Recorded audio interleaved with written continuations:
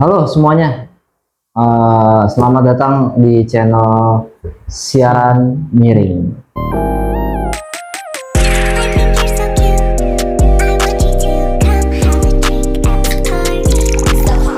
Kenalkan, nama gua Dias.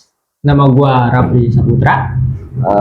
Apa kabar kalian semua? Semoga hari kalian baik-baik aja. Di sore hari ini kita bakalan bahas soal kejadian-kejadian yang minggu lalu atau baru-baru ini terjadi.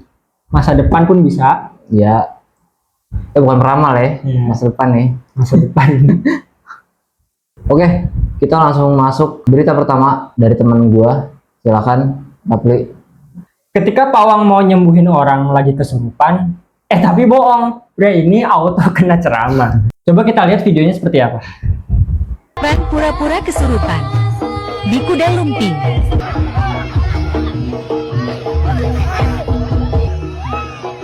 Jadi guys, Koko nak buat prank kesurupan di tengah ramai orang. Let's go. Ha,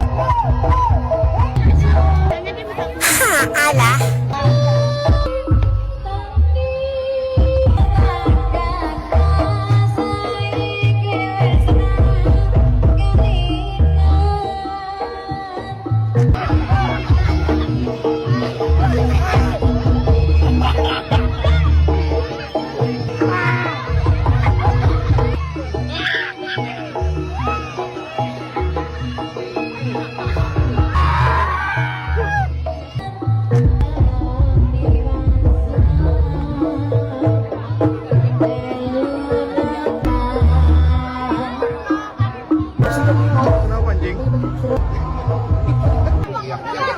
Oke, yang pertama, gue salut sama keberanian dia gitu. Maksudnya kayak, ini orang berani banget ngeprank di acara gede gitu. Terus, yang kedua, gue bingung nih sama si pawangnya. Dia tuh bener-bener, maksudnya udah tahu nih bocah ngeprank supaya acaranya biar kondusif gitu. Maksudnya kayak, ini kan dia kan ngepranknya kesurupannya sampai ini banget ya. Maksudnya kayak brutal parah. Terlalu menjiwai. Nah, ya lebih menjiwain dia daripada gua nggak tahu deh daripada ininya Yang lagi bikin acaranya. Terus dia yang ngeprank, dia yang panik sendiri sampai dia bilang kayak, "Pak, saya bohongan." Terus dia sampai panik gara-gara dibawa ke area supaya bisa dikeluarin gitu. Ini si pawangnya teh, maksudnya kalau emang bener-bener dia dikeluarin, maksudnya apa gitu yang dikeluarin, kan dia ngeprank gitu kan. Nah, dan sampai akhirnya dia kena ceramah gitu. Ya. Ngomong-ngomong kesurupan, gue juga dulu pernah di SMP, masih SMP ya. Dulu kan sekolah gue emang dekat kuburan gitu kan. Jadi di mana di situ tuh ada tiba-tiba kesurupan massal. Histeria massa. Iya, pokoknya kegimikan terjadi di sekolah tersebut gitu. Satu kelas doang ini mah, tapi yang kesurupan massal. Pulang cepet gak? Pulang cepet enggak, pelajaran tetap dilanjutin, tapi di situ ada yang tetap kesurupan gitu. Anehnya sekolah gua gitu. Jadi menurut gua kayak untuk kesurupan gitu, menurut gua ada 50%-nya gimmick, 50% asli gitu aja sih menurut. Oke. Itu pas mau UTS gak? Atau pas mau diantek-tekan gak? Enggak, jadi ceritanya itu teman gua nih cewek, dia tuh kayak ada lagi foto-foto, nggak tahu itu emang beneran atau bohongan atau efek. Dia tuh jadi kayak nangkep entitas, ya biasalah perempuan, apa sih namanya kalau bukan si kun-kun Ya. Nah, dia tuh malah orang kalau emang dia takut udah gitu hapus, dia malah meresapi, dan tiba-tiba dia duduk diem nangis-nangis nggak jelas. Nah, jadi cewek-cewek yang lain malah ikut-ikutan jadinya kesurupan gitu. Dari 1 malah jadi tumbuh 1000 gitu. Oh, jadi gara-gara ada anomali di foto. Nah iya, padahal cuma anomali biasa gitu. Kalau emang lu takut tinggal hapus. Ini mah malah diresapi dan menjiwai sekali gitu. Sampai kesurupan massal. Gua nggak tahu sih itu asli atau kagak tuh, orang-orang dulu SMP gua kagak tahu dah. Gitu. Oke. Nih kalau dari gua mungkin agak jauh ya. Tadi kan kesurupan tuh.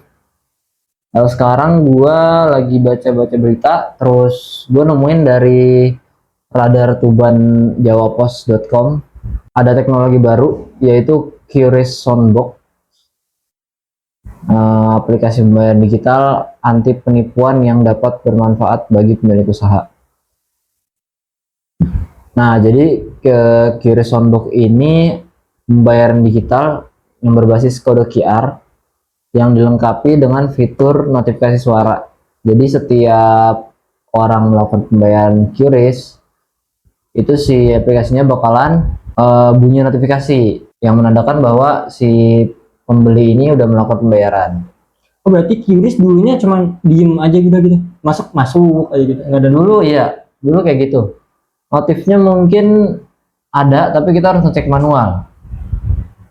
Kayak ada di salah satu aplikasi, misalnya nih ada pembeli bayar, dia tetap masuk, tapi kita harus ngecek ke HP dulu, buka, terus kita lihat apakah udah beneran bayar apa enggak.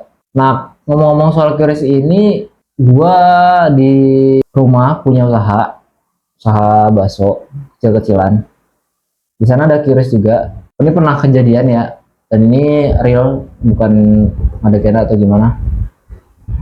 Jadi dulu itu keadaan warung bakso lagi rame, terus ada salah satu pembeli, dia beli 3 porsi bakso. Nah setelah itu pegawai gua ngelayanin kan, tapi posisinya pegawai gua itu sendiri, dan si pembeli itu ngomong bahwa bisa bayar pakai QRIS nggak gitu. Akhirnya pegawai gua ngomong bisa dong. Pas udah kayak gitu, dia pura-pura scan, padahal dia tuh lagi ngedit gambar, yang gambarnya itu bukti transaksi, ngerti gak? Kalau nggak salah waktu itu dari BCA deh, mobile banking BCA. Nah sementara itu karena di warung lagi rame, terus pegawai gue juga ngelayanin sampai selesai kan, si pembelinya ini bilang bahwa dia udah bayar, dan baksonya kan dikasih tuh, udah selesai. Karena lagi rame, jadi pegawai gue nggak sempet buat ngecek ke HP transaksinya udah selesai atau belum. Tapi kata pegawai gue, dia udah nunjukin bukti pembayarannya itu kayak bener-bener sama, ngerti gak? Jadi kayak atas namanya bener warung gua, terus pembayarannya nominalnya benar, tapi nggak ada yang masuk sama sekali. Berarti si pembeli itu maksudnya udah sering gitu beli di warung lu? Enggak, jadi itu emang dia pertama kali beli, plus juga abis itu nggak pernah beli lagi. Tapi kok dia tahu gitu nama lu? Karena kan dia scan dulu, terus dia tahu namanya. Screenshot maksudnya gitu, abis itu diganti-ganti. Enggak, jadi dia scan itu cuma buat tahu nama warung gua doang. Jadi nanti pas diedit sama penipunya, disamain nama QRIS-nya sama nama bukti transaksinya gitu. Pernah ngalamin juga? Nggak pernah sih, tapi buat gue ya orang Indonesia tuh kayaknya lebih pinter penipu daripada teknologinya. Ya makanya dengan adanya penipu, teknologi diupdate. Nah sekarang ada nih. Tapi penipu di Indonesia tuh kayaknya selangkah lebih maju daripada teknologi yang ada gitu. Ya. Tadi aja, lu kan sampai iniin kan? Ditipu. Padahal itu situ udah pakai keamanan lah katanya QRIS. Sebenarnya kalau waktu itu pegawai gua nggak sendiri atau berdua misal sama gua deh, itu mungkin bisa batal kayak gitu. Oh berarti karena gue masih bisa ngecek HP.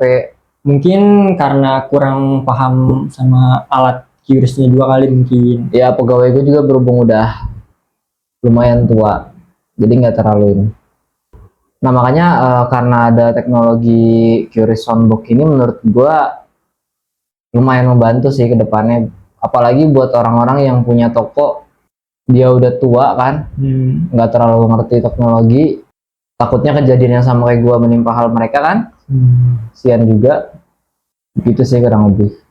Oke, dan dari gua yang tadi kan ada prank-prankan kayak gitu, menurut gua kalau misalkan acara yang udah kita kenal lama, kayak misalkan ada horornya, mendingan kalau kayak gitu jangan dibuat prank. Tapi kalau misalkan lu percaya atau enggak dalam masalah horornya, mendingan lu diem aja, tonton aja gitu. Jadi buat hiburan aja. Iya, dijadiin buat hiburan aja supaya kehororannya, kemistisannya semuanya dapet gitu, masih utuh. Walaupun lu tahu kalau misalkan itu tuh cuman bohongan atau kenyataan itu kan hanya wallahu alam, cuman dia dan lu yang tahu gitu maksudnya kan.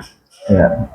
Ya menurut gue itu aja sih kalau saran dari gue, mendingan diem aja, tonton aja, lu suka lu tonton, nggak suka ya udah lu jangan tonton gitu, jangan buat gimmick kayak gitu. Ya, jadi kurang lebih video dari kita mungkin nggak terlalu bermakna atau terlalu berguna ya. Tapi ya Sekedar reaction, biasa dari reaction aja, terus lucu-lucuan aja. lucuan. Dan Tidak. kalau kalian suka sama video ini, kalian bisa nge-like. Terus kalau kalian nggak suka, dislike aja nggak apa-apa. Terus kalian juga bisa subscribe channel ini untuk membantu ke depannya kan, supaya nggak burik kayak gini. Terus mikrofonnya jadi lebih bagus kan. Ya kurang lebih kayak gitu. Thank you. Thank you. Bye bye.